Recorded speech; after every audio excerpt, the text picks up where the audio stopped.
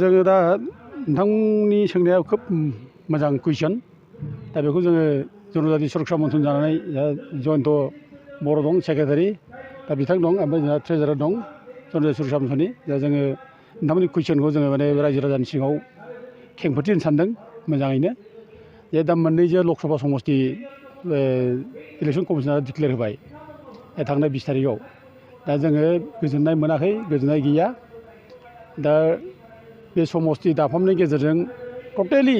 बर' जाथिफोरखौ माने सेस खालामनायनि मोनसे बे कनस्पिरेसि बे हाबनानै दङ। दा बे समस्ति मोननै पार्लियामेन्टारि समस्ति क'क्राझार आरो उदालगुरि, ओरैनो आगोलनि द्राफ्ट कमिटि द्राफ्ट जायनाखि रिपर्ट आगोलाव दादोंमोन बेबादिब्लाथ' मोननै समस्तिया जोंहा मोनखानांगौमोन। उदालगुरिखौबो होफानाय जादोंमोन, खिन्थु उदालगुरिखौ दिनै सोफानाय जायाखिसै, बेखौ दानख'नानै दरंआव लांनाय जाबाय। दा बेखौ आपत्ति खालामखानांगौखा।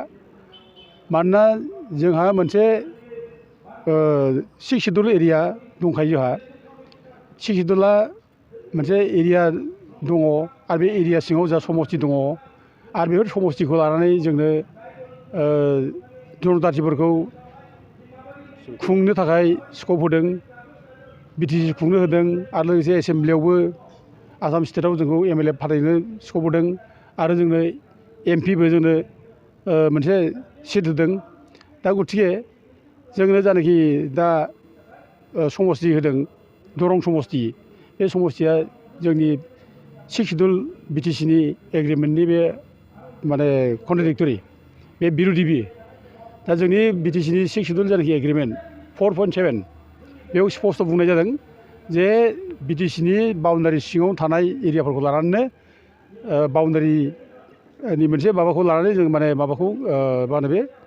पार्लियामेन्ट समस्तिफोरखौ बा एसेमब्लि समस्तिफोरखौ खालामनाय जागोन होननाय मोनसे रोखा रोखा 4.7 लिरनाय दं। जे खुनु माने माबाखौ जुरिसडिक्सनखौ बिटिसि बाउन्डारि जुरिसडिक्सनखौ क्रस खालामाब्लानो बिटिसिनि बाउन्डारि सिङाव थानानैनो समस्तिखौ दानाय जागोन होननाय बे मोनसे दंखायो। दा गथिखे जोंनो दरं समस्तियाव दिनै जेरैखि माबा हरबाय, गामिफोर हरबाय, उदालगुरि डिस्ट्रिक्ट सिंनि गामिफोरखौ बियाबफोरखौ MLA बियाबफोर हरबाय। बे माने कुवाइट कन्ट्राडिक्टरि बे 4.7नि। दा गथिखे बे जोंनि थाखाय गनायजाथाव नङा, जों बेखौ गनायनो हाया। दा समस्तिया दायोमोनब्ला MP समस्तिया दायोमोनब्ला जों बिटिसि एरियाखौनो लानानै दानांगौमोन। जा बिटिसि एरिया होनब्ला जा उदालगुरिया फैयो। दा उदालगुरियाव मोनसे समस्ति जों मोननांगौमोन। दा बेखौ होआब्लानो दरं समस्तियाव हरनाया बे बिटिसिनि बाउन्डारिखौ सिफायनाय जादों, आरो बिटिसि 6 सिडुलनि बे जायनाखि स्पिरिट, बे स्पिरिटखौ कन्ट्राडिक्ट खालामनाय जादों, बेखौ फोजोबनाय जादों। दा गथिखे बेनि गेजेरजोंबो जोंनि बिटिसि 6 सिडुलनि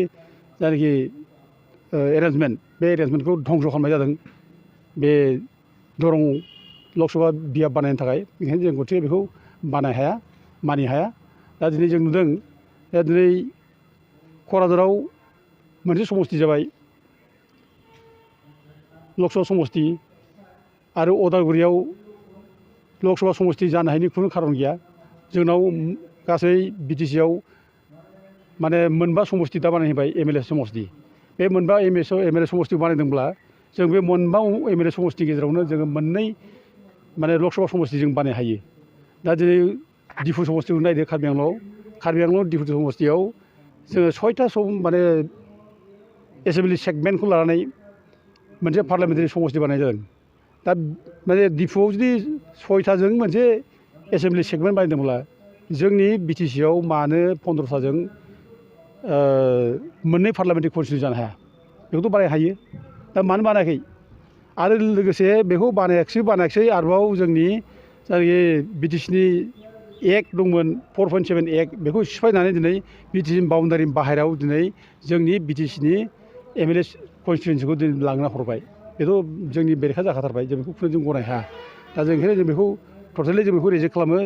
गनायथाव नङा। इभेन आरोबाव मोनसे प्रश्न जादों, दिनै क'क्राझाराव मानो रंजादों, उदालगुरियाव मानो रंजानो हायाखै? दा क'क्राझारावबो रंजाथाव नङा। जोंनि खुनु बर'फ्रानो क'क्राझाराव माने MP सिट मोनसे मोनदों होननानै ट्राइबेलनि थाखाय, बेनि थाखाय जों रंजाथाव नङा, जों रंजानो हाया।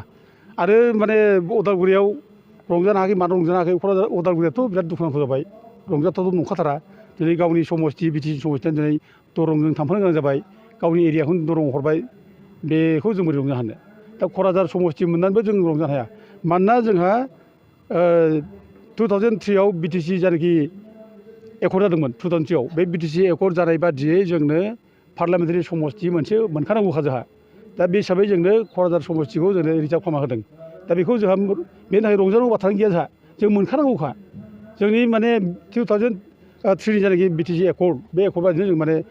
पार्लियामेन्टारि समष्टि मोनसे मोनखानांगौखा ओंखायनो जों बे रंजानांगौ बाथ्रा गैया बे रंजानाया ओरैनो आन्दाजआरि जोंखौ आन्दायहोनाय बर' जाथिखौ खैफोदनि समाव आन्दायहोनानै बर' जाथिखौ आरोबाव खैफोद खालामनाय बेसो जादों दा बे रंजानाया थिग जायाखै जों दुखु खालामो आरो जों बेबायदिखौ रंजालाबायनानै रायजो राजाफोरखौ आन्दायहोनायाव जोङो निन्दा खालामो। आच्चा सार आं मोनसे कुइसन खालामबावो बे डिलिमिटेसनखौहाय होबथानाय खामानिया रायजो राजानि ना रुलिं पावार जाय सरकारा सोलिदों बेनि खामानि गोबां रायजोफ्रा कुइसन खालामदों जों रायजोफ्रा गोबां बेबायदिनो एमपि इएम एमएलए बिदिखौ जोङो थिनहरो भट होनानै खिन्थु बेनि बेलायाव सोर गसंनांगौ सारा बेयाव मा रिप्लाइ होयो सोर गसंनांगौ बेनि दायनिगिरिया सोर गसंनांगौ दा जेनेरेलि बे डिलिमिटेसन खेथ्रआवबा ओरैनो पलिटिकेल मेनफ्रा बांसिन दायित्व थायो पलिटिकेल पार्टि बांसिन दायित्व थायो बिसोर दायित्व लानांगौमोन बिसोर दायित्व दंमोन दा बिसोरसो मावनांगौमोन दा बिसोर मावाब्लानो जोंनि रायजो राजाखौसो जोङो दा थुनो गोनां जानाया बे जोंनि जे मावनायनि जोंहा जे केपासिटि गैया जों जे मावाखिसै बेनिसाय नुजाथिनाय जायो आरोखि जोंनि जुदि पार्टिफ्रा पलिटिकेल लिडारफ्रा जुदि स्ट्रंमोनब्ला गोख्रोंमोनब्ला जों दिनै बेबायदि मोनसे खैफोदाव जोङो भुगिनांनो गोनां जानाय नङामोन दा जों जयैनो जुदि पार्टिफ्रा आगोलनिफ्राय नांनायमोनब्ला हयथ' जों भुगिनांनायावमोन रायलायनांगौमोन दा जोङो आगोलाव जेब्लानाखि नटिफिकेसन होयो 2007आव बेखौ लानानै जोङो अपज खालामनानै हैखादों दिल्लीयाव इलेक्सन कमिसननिबो जों अपज खालामहैदों जयैनो दानि जायगायाव फ्रन्टाल अर्गानाइजेसन जा दङ बनसु दङ ओमफ्राय लोगोसे नैबे भलुन्टियार फर्स दं इउटिअ दङ ओमफ्राय बड'लेण्ड जनजाति सुरक्षा मन्च रायटार एकाडेमि ओमफ्राय नैबे जोंनि दानि डेलिब्रेशन कमिटि सानसुमा कुमार बैसुमतारिनि प्रेसिडेन्टनि आन्दाराव दा जों जयैनो बेखौ 2007आवनो जोङो कमप्लेन हैखादों दा बे हिसाबै गुबुन जोंनि पलिटिकेल पार्टिफ्राबो बेखौ आपत्ति खालामनांगौमोन खिन्थु हयथ' जानो हागौ बिसोर मोजाङै गुरुत्व मोनाखै दा बले दिनै जोंनि आपत्तिखौ खोनासङा जासे दिनै इलेक्सन कमिसनारा गावनि गोसोबादि बे माने माबाखौ डेलिमिटेसन खालामनाय जाबाय अबयसे जों बेयाव दिनै मिथिनो मोन्दों बे इलेक्सन कमिसननि डेलिमिटेसन जायनाखि एनाउन्समेन्ट जायनाखि ड्राफ्ट एनाउन्स खालामदों बेयाव दानि आसाम सरकारनि चिफ मिनिस्टार हिमन्त बिश्व शर्मानि गोख्रों आखाइ दं जों बेखौ मिथिगौ दा बिथांनि डिक्टेसनाव जादों होननानै जों सानो आरो बिथांनि उद्देश्यआ जोंनि ट्राइबेलफोरनि अधिकारखौ सेस खालामनाय बिटिसिखौ सेस खालामनाय बर'फोरखौ सेस खालामनाय आरो बे उद्देश्यजोंनो दानि बे डेलिमिटेसनखौ खालामदों होननानै जों सानो। दा जों गोबां बिदिनो नुनो मोनदों जोंनि बिटिआरआवहाय बर'फोरखौहाय बोफ्लेबाय थानाय जेरै मोनसे वान इउनिटि जानांगौमोन बेयाव डिभाइड एन्ड रुल जाबाय थादों डिभाइड रुल जेरैबायदि जाहैदों जों नुनो मोनगासिनो बर'फोरखौहाय जेरै गोदोमोन बेबायदिनो गावस्रा होबाय थादों गथिखे परिबर्तन सरकारजों लोगोसे गोबां बेबायदिनो जानो गोनां होननानै प्रमिसेस खालामदोंमोन खिन्थु बायग्लिलांबाय थादों सारा बेनि सायाव मा बुंनो सानो? जोंखौथ' जोङो नुगासिनो दं दिनै आसाम सरकारा जोंखौ डिभाइड खालामगासिनो दं जोंखौ डिभाइड खालामनानै जोंखौ उइक खालामगासिनो दं आरो जोंखौ डिभाइड खालामनायनि खारनानो जाहैबाय जोंनो माखासे हान्जाखौ माने गोथाव खोथा बुंनानै थगाय माने बुरखाय दिनै गावनि खबजायाव दोननानै दिनै जाथिखौनो दिनै थगायगासिनो दं बे हिसाबै दिनै बेबादिनो जोंखौ डिभाइड खालामगासिनो दं दा जोङो सानो आरो आसाम सरकारा बे खेथ्रआव साक्सेसफुल जोंनि गेजेराव बोखावनानै जोंनि माने स्ट्रेंथखौ दुरबल खालामनाय जोंखौ फोसाबसो खालामनाय जोंखौ उइक खालामनाय बे खेथ्रआव आसाम सरकारा दिनै साक्सेसफुल होननानै जों सानो आरो दानि नैबे उदालगुरिनि जानाखि समष्टि दाफामनाय दा बेयाव जानाखि आन्दलन जादों दा बेयाव जों मिथिनाय बादिब्ला दा उदालगुरिनि पार्लियामेन्टारि समष्टिखौ लाखिनांगौ खेथ्रआव जोंनि मानसिफ्रा बेखौ जास्ट ओरैनो मोनसे समष्टि मोनबानो जागोन जेनेरेल हिसाबै मोनबानो जागोन दा जोंनो बेखौ एसटि नांगोन दा बेनि सायाव जोंनि मानसिया दिनै क्लियार नङा आरोखि दा जोङो दिनै बुंदों जों माने उदालगुरि समष्टिखौ जोङो नांगौ उदालगुरि समष्टिखौ जों नांगौ जोंनो लक सभा समष्टि मोनसे नांगौ बिटिसिआव जोंनो लक सभा समष्टि मोननै जायो बेखौ जों नांगौ क'क्राझारा एसटि जाबाय उदालगुरिया जिखि जाया मानो मोनसे समष्टिजोंनो लक सभा समष्टि मोनसे नांगौ बेबायदि बाथ्रा बुंनाय जों खोनाबाय थादों खिन्थु उदालगुरि लक सभा समष्टियाव जे एसटि जानांगौ बेयाव खिन्थु स्ट्रं भइस होनो खोनायाखै हयथ' बे ओरैबायदि साननो हागौ दा हिमन्त बिश्व शर्मा ओरैबायदि पलिसि खालामनो हागौ जे जाय सेन्टिमेन्ट जोंनि गेजेराव दा जाखांदों बर'फोरनि गेजेराव बे समष्टि दाफामनायखौ लानानै गोजोननाय गैयै बे सेन्टिमेन्टखौ माने हिमन्त बिश्व शर्माया दिनै जोंनि गेजेराव माने बोखाव बुजि खालामनानै बिसोरनो थुलुंगा होनांगौ जोंखौ दे नोंसोरो उदालगुरि समष्टिखौसो बिनानै ला नोंसोरो खिन्थु बे सिटआ एसटिनि थाखाय नङा जेनेरेलनि थाखाय जुदि बियोब्ला जों बेखौ हगारगोन बेबायदि मोनसे माबाजों हेमन्त बिश्व शर्मा जोंखौ थुनो हागौ आरोखि बे थुगोन बियो नोंसोरो बे उदालगुरि समस्तिखौ नोंसोर बिनानै ला खिन्थु बे समस्तिया एसटि जानाय नङा माने बे जेनेरेल जागोन दा बिदिनो जोंनि मानसिफ्रा बेखौनो दिनै माने आवगायनो हागौ जोंनि मानसिफ्रा दिनै जेनेरेल सिट मोनबानो जाबाय जोंहा माने उदालगुरिखौ आलादा मोनसे समस्ति मोनबानो जाबाय बे हिसाबै जोंनि मानसिफ्रा दिनै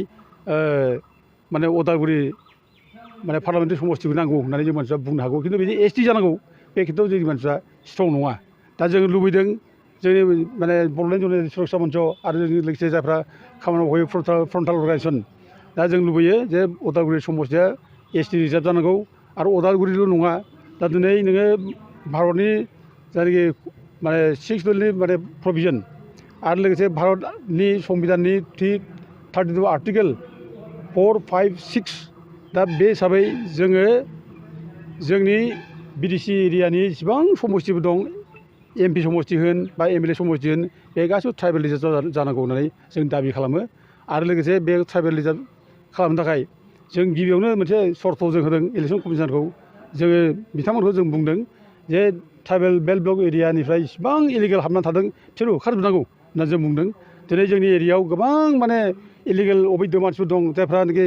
जोंनि जायगायाव थानो मोनखाया बिसोर जोंनि जायगायाव थानो मोनखायाब्ला बिसोर बे जायगायाव थानो मोनाब्ला बिसोरनि नामा बोरै भटार लिस्टआव हाबखो बेथ' गिदिर कुइसन दा जायफ्रा इलिगेल माने जोंनि जायगायाव हाबनानै दङ इलिगेल भाबै ट्राइबेल बेल्टआव हाबनानै दङ दा गथे बिसोरखौ होखाराब्ला बिसोरखौ भटार लिस्टनिफ्राय दानाब्ला नों बोरै कारेक्ट मोनसे भटार लिस्ट नों बोरै मोननो आरो बे कारेक्ट जुदि भटार लिस्ट नों मोनाब्ला अब्ला नों बोरै माने मोजां डिलिमिटेसन नों बोरै मोननो दा गथे बिनि सायाव जों लुबैदों माने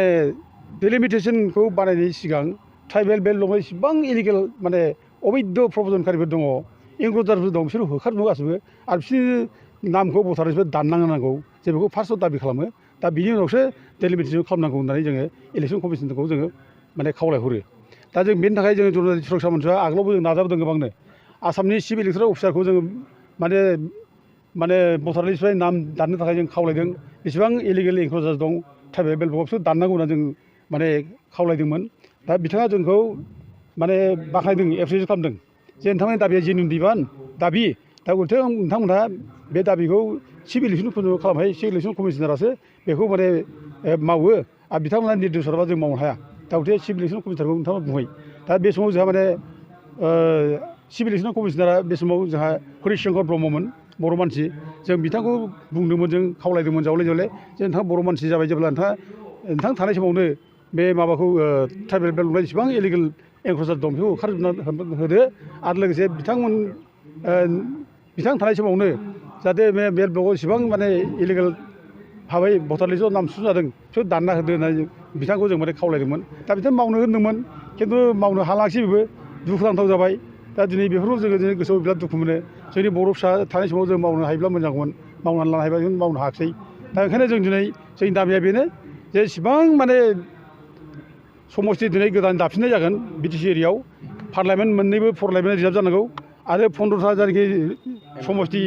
एमएलए बानायनायनि खोथा बुंदों बेबो जोंहा रिजार्भ जानांगौ बे बाथ्राखौ बुङो आरो जों बेखौ मावनो थाखाय जोङो ट्राइबेल बेल्टआव जेसेबां इलिगेल इनक्ल'जार दं बेखौ होखारजोबनांगौ आरो बिसोरखौ भटार लिस्टनिफ्राय नाम दाननांगौ बेबायदिसो माने नैबे डिलिमिटेसन खालामनांगौ होननानै जों दाबि खालामो सोंथि खालामो बे ट्राइबेल बेल्ट ब्लकनि सायावहाय आरो बेजों गोबां लोगोसे जों नुनो मोनदों जोंनि बिटिआरआव बे बेल्ट ट्राइबेल ब्लकनि मानसिफ्रासो हान्थि थागासिनो दङ सार बे माबा मोनसे खामानि होगोन नामा जों फार्स्टआवनो दुखु खालामो दिनै ट्राइबेल बेल्ट ब्लकनिफ्राय जेसेबां इलिगेल मानसिफोर हाबनानै दं बेखौ होखारनांगौ माने गुवाहाटि हाइकर्टआबो अर्डार होबाय जेसेबां इलिगेल भाबै हाबनानै दं बिसोर होखारजोबनांगौ होननानै हाइकर्टआव अर्डार होबाय दा बे हाइकर्ट अर्डार हिसाबाव दिनै बिटिसि सरकारा मावाखै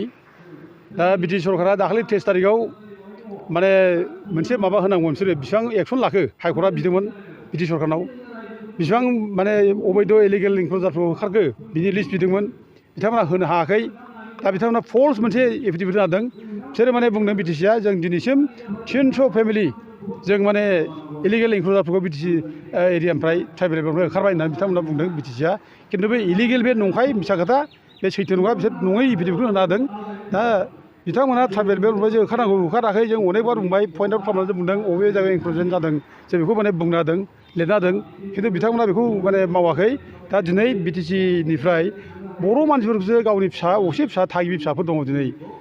माने अबेबा ग्रेजिं फिल्डआव थानाय अबेबा माने हाग्रायाव थानाय अबेबा माने दैमा दैसा सेराव थानाय बबेबा कास्टलायाव थानाय दिनै बेफोरखौ होखारनो आखायाव लादों बे बिराद निन्दा खालामजाथाव दुखुनांथाव जों बेखौ निन्दा खालामो बिदि दा खालामथों बिदि खालामनो मोना दा बिथांमोना साहस दंब्ला दिनै बे माने फरेस्ट ओनसोलाव हाबनाय गोबां इलिगेल इनक्रोचार दं बाहेरानिफ्राय थाफैनाय बिहार बेंगल झारखन्ड बेनिफ्राय फैनानै थाफैनाय दं हाबनानै थाफैनाय बिसोर होखारगोर बिसोरखौ दिनै मानो ओंखारनो साहस खालामाखै बिसोरखौ होखाराबालानो दिनै गावनि मानसिखौ मानो ओंखारखोबालाय गावनि मानसिखौ दुरबल नुनायखाय गावनि मानसिखौ उइक नुनायखाय दिनै ओंखारनो नागिरबाय खिन्थु मालाय मानसिखौबा दिनै होखारनो हाया जायफ्रा इलिगेल जायफ्रा अबैध बेखौ मानो ओंखाराखै बिसोर होखारनांगौ जों दाबि खालामो बिसोर होखारनांगौ नालाय गावनि बर' फिसाखौ मानो ओंखारनोलाय आरो नों बर' फिसाफ्राबा जुदि सोरबा इलिगेल बे हाग्रायाव दंब्ला नों ओंखारनो हानोब्ला बिसोरनो फार्स्टआव थानाय बेब'स्था खालामना हो जों बेखौ बुङो होखारनाय सिगां थानाय बेब'स्था खालामो आइनाव बिसोर दङ